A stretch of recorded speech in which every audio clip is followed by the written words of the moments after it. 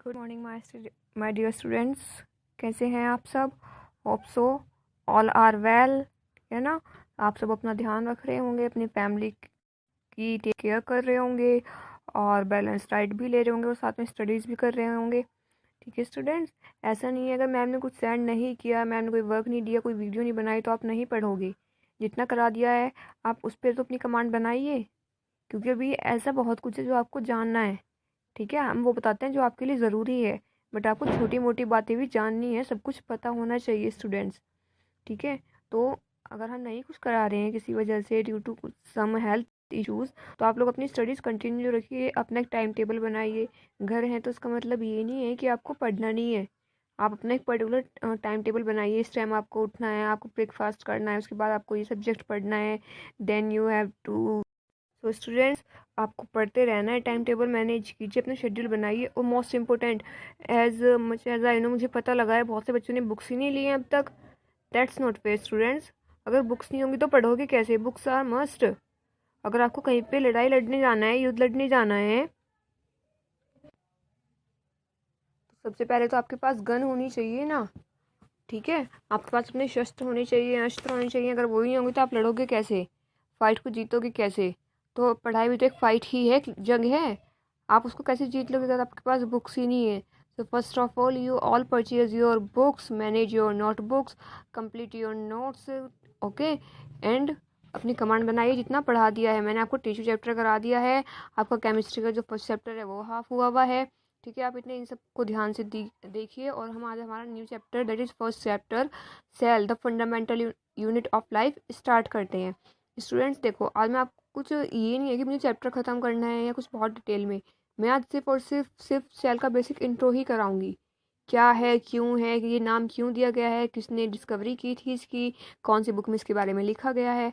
Okay, so our first chapter of biology is the cell, fundamental unit of life. ठीक है, हमारा कौन सा है? The fundamental structural and basic unit of life. Students, अगर आप देखोगे तो आप पाओगे what is the definition of cell. The definition of cell is that what. अब ये कैसे पता लगेगा? अब ये पता लगेगा अगर आपके पास बुक्स होंगी। ठीक है, देखो सेल की डेफिनेशन क्या होती है? The basic structural and functional unit of life is called cell. ठीक है, the basic structural and functional unit of life is called cell. अब देखो मैंने यहाँ पे दो वर्ड्स लिखे हैं, ठीक है ना, दो वर्ड्स बोले हैं, स्ट्रक्चरल एंड फंक्शनल। ठीक है, पर सबसे पहली बात तो आपको यूनिट का मतलब पता होना चाहिए। यूनिट का मतलब क्या होता है? यूनिट का मतलब होता है जो किसी सबसे छोटी इकाई, तो कहते हैं इकाई। ठीक है, जिससे कोई चीज़ मिलके बनती है। ठीक है, जिससे कोई भी चीज़ मिलके बनती है वो हमारी क्या कहलाती है? यूनिट कहलाती है। घर किससे मिलके बनता है? ईंटों से मिलके बनता है ना घर। घर बनाने के लिए सबसे बेसिक रिक्वायरमेंट क्या है? ब्रिक्स, ईंट। तो ईंटें क्या होती हैं? घर की यूनिट होती है। अगर ईंट नहीं होंगी तो घर नहीं बन सकता, चाहे कच्चा हाउस हो या पक्का हाउस हो। जैसे कि हम एसएसटी में पढ़ते भी हैं, सबसे पहले रिक्वायरमेंट क्या होती है? ब्रिक्स होती हैं। अगर ब्रिक्स नहीं होंगी तो कुछ भी नहीं कर सकते। तो सेम हाउस की यूनिट क्या होती है? हमारी ब्रिक्स होती हैं। ऐसे ही बॉडी की यूनिट्स क्या होती हैं? सेल होती हैं। अगर ब्रिक्स नहीं होंगी, सॉरी, अगर सेल नहीं होंगी तो कुछ भी नहीं कर सकते, क्योंकि अगर सेल नहीं होंगी तो कोई भी लिविंग फॉर्म हो ही नहीं सकती। Okay, okay student, so now you get what what is cell, ठीक है ना। बेसिक यूनिट देखो, हम दो तरह की लिविंग ऑर्गेनिज्म पढ़ते हैं, लिविंग, नॉन लिविंग। मे भी शायद आप लोगों ने अपनी जूनियर क्लासेस में यूकैरियोट्स और प्रोकैरियोट्स पढ़ा हो, यूनिसेलुलर और मल्टीसेलुलर पढ़ा हो। ठीक है, वो सब ठीक है, बट देखो बेसिक कंडीशन क्या है लिविंग होने की? जैसे टॉपर होने की कंडीशन होती है ना, कि हाँ वो स्टूडेंट हमारा 90 to 95 प्लस होना चाहिए, तो ये वो क्या है? टॉपर है। बट अगर वो 90 to 95 प्लस में नहीं आता तो हम उसे एवरेज स्टूडेंट के कैटेगरी में रखते हैं। ठीक है, तो सेम यही कंडीशन होती है लिविंग की। अगर किसी के पास सेल है तो ही वो लिविंग है, अगर किसी के पास सेल नहीं है तो वो लिविंग नहीं है। ओके, चाहे किसी के पास इनकम्प्लीट सेल ही क्यों ना हो, आधी सेल ही क्यों ना हो, वो भी लिविंग कहलाएगा। ठीक है, लेकिन अगर किसी के पास सेल है ही नहीं, बिल्कुल भी नहीं है, 1% भी सेल नहीं है, तो वो क्या हो कहलाएगा? हमारा नॉन लिविंग कहलाएगा। Okay students, you get my point. तो basic requirement of life is cell. Doesn't matter, it may be complete cell और it may be incomplete cell. ठीक है, अब ये बात थी सेल की। अब बात आती है कि मैंने डेफिनेशन में ये क्यों कहा था कि स्ट्रक्चरल एंड फंक्शनल, ठीक है। तो देखिए पहले, सबसे पहले बात कर लेते हैं फंक्शनल की। फंक्शनल क्यों कहा था मैंने इसे? देखिए मैंने फंक्शनल इसको इसलिए बोला था क्योंकि सेल ही है जो हमारी बॉडी के सारे बेसिक फंक्शंस को परफॉर्म करती है। हमारी पूरी बॉडी का कोई भी फंक्शन जो कहीं से भी स्टार्ट होगा वो सेल से होगा, ठीक है। सबसे पहले कोई भी काम अगर करना हुआ तो किसको करना होगा? सेल को, ठीक है। चाहे वो प्लांट्स में हो, चाहे एनिमल्स में, चाहे छोटे से माइक्रो ऑर्गेनिज्म में हो या मैक्रो ऑर्गेनिज्म में हो, किसी में भी अगर कोई फंक्शन स्टार्ट होगा तो वो सेल से होगा। सेल खुद में एक पूरी बॉडी है, एक पूरी लाइफ फॉर्म है जो कि रेस्पायर भी करती है, सांस भी लेती है, खाने को भी डाइजेस्ट करती है, जिसमें डाइजेशन भी होता है, उसमें सर्कुलेशन भी होता है, उसमें आपका डीएनए भी पाया जाएगा, उसमें आपका excretion, removal of waste material, सब कुछ होगा ए टू जेड। उसमें मूवमेंट भी होगा, लोकोमोशन भी होगा, एक सेल में सब कुछ होता है। That's why we call them functional unit of life. Okay students, you get my point, ठीक है। अब बताते हैं कि हमने इसको स्ट्रक्चरल क्यों कहा है, ठीक है।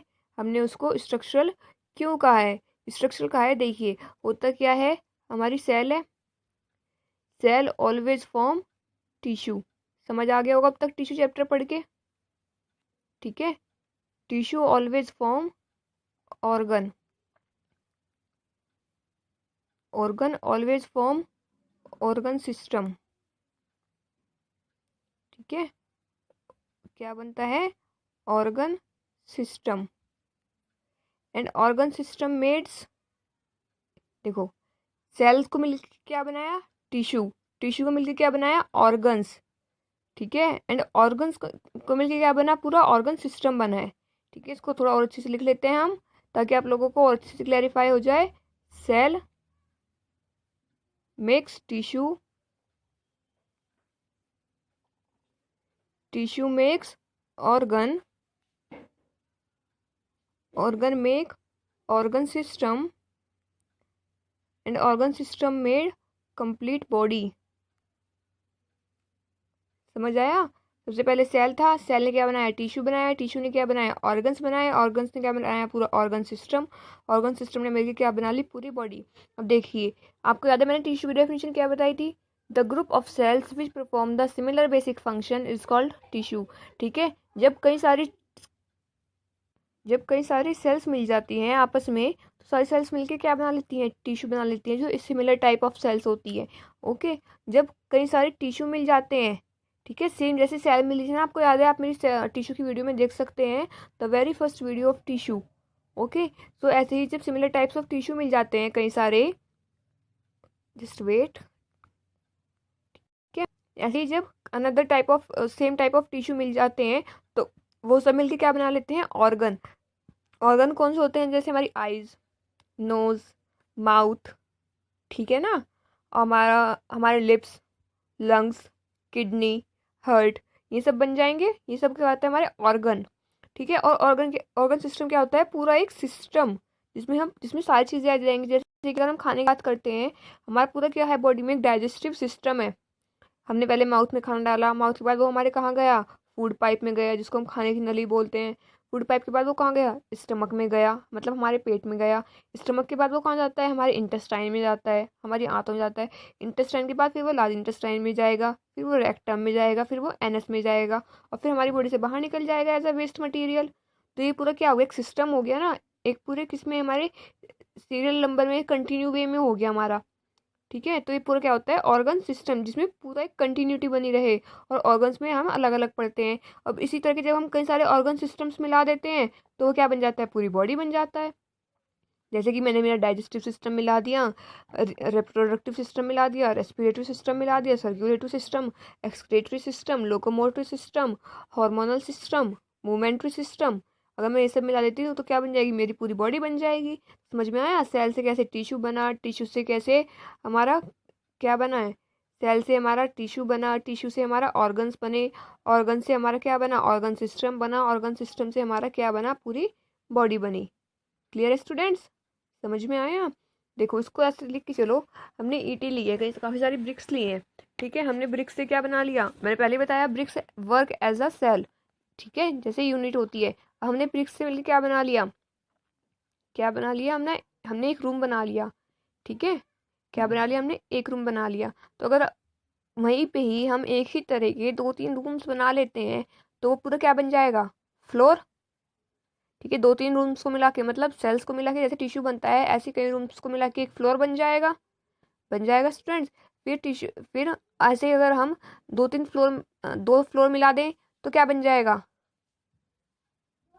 आपस में सेम तरह के अगर हम 2 फ्लोर्स मिला दें तो हमारा एक तरह से 2 मंजिला मकान, ठीक है ना, 2 रूफ्स हाउस बन जाएगा, या 2 फ्लैट्स बन जाएंगे।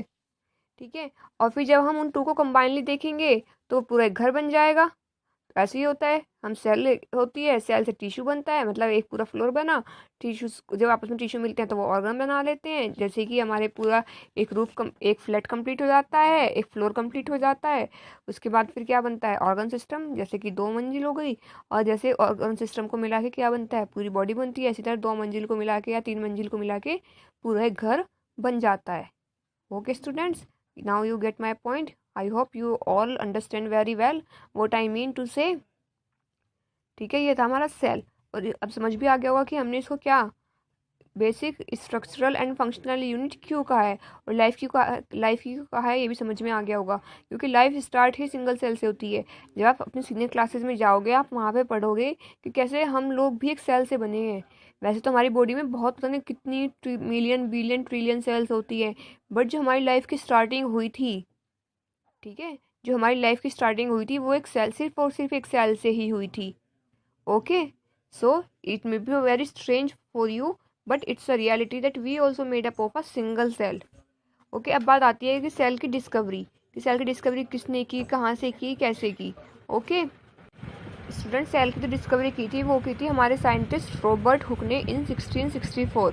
उन्होंने 1664 में सेल के बारे में कुछ बताया था कि सेल जैसा हमारी बॉडी में कुछ होता है, but he didn't give the name cell, क्योंकि उस टाइम टेक्नोलॉजी इतनी डेवलप नहीं थी कि वो कम्प्लीटली स्टडीज़ कर पाते। उस टाइम इतने अच्छे माइक्रोस्कोप्स नहीं थे, या बुक्स या प्रीवियस स्टडीज़ या फैसिलिटीज़ इतनी अवेलेबल नहीं थी।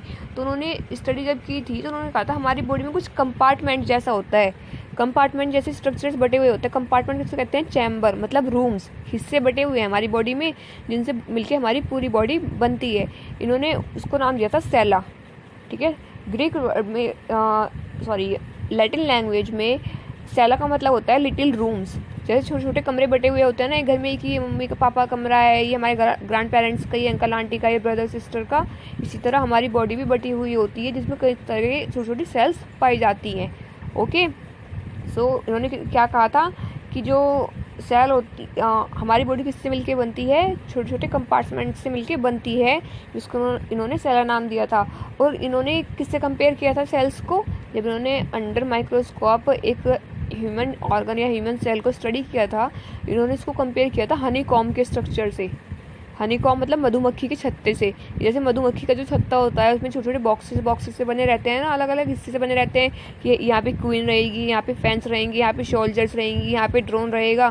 मधुमक्खी के छत्ते में हिस्से बटे हुए होते हैं कि कहाँ पे कौन सी मक्खी रहेगी। वो जैसे छोटे छोटे से वो कंपार्टमेंट होते हैं, सेम ऐसे ही हमारी बॉडी में, हमारे ब्लड में भी इस तरह की सेल्स पाई जाती हैं जिनसे मिलके हमारी पूरी बॉडी बनती है। So scientist Robert hook discovered the cell in 1665 and he observed cells for very first time and compared them with the honeycomb structure। ठीक है, जैसे हनीकॉम्ब का स्ट्रक्चर होता है इस तरह से। और उन्होंने इस सेल के बारे में इतनी डिस्कवरी की कि पूरी एक बुक लिख दी थी। और जिस बुक में इन्होंने इसके बारे में लिखा था वो बुक, उस बुक का नाम था माइक्रोग्राफिया। क्या नाम था स्टूडेंट्स, माइक्रोग्राफिया। ठीक है, बुक का नेम था माइक्रोग्राफिया। ओके, और ये बुक लंदन में पब्लिश हुई थी। इन विच ईयर ये पब्लिश हुई थी हमारी 1665 में। ठीक है, Micrographia book written by scientist Robert Hooke published in London in 1665।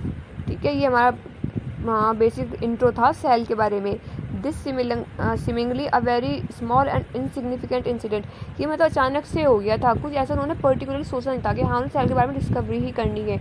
वो कुछ और डिस्कवरी कर रहे थे, इस बॉडी के बारे में कुछ और पढ़ रहे थे, लेकिन सडनली उन्होंने क्या डिस्कवर कर दिया, वहाँ से सेल की डिस्कवरी स्टार्ट हो गई थी। ठीक ठीक है। बाद में हमारे कई सारे साइंटिस्ट आए जिन्होंने इसमें फर्दर मॉडिफिकेशंस दिए। कुछ साइंटिस्ट बाद में आए जिन्होंने उसको नाम दिया सेल, जब फर्दर टेक्नोलॉजीज डेवलप हो गई थी। लेकिन नाम किसका आता है? रॉबर्ट हुक का ही आता है, क्योंकि सेल जैसा भी कुछ एग्जिस्ट करता है, या सेल ही बेसिक यूनिट है लाइफ की, ये किसने बताया था? साइंटिस्ट रॉबर्ट हुक ने बताया था।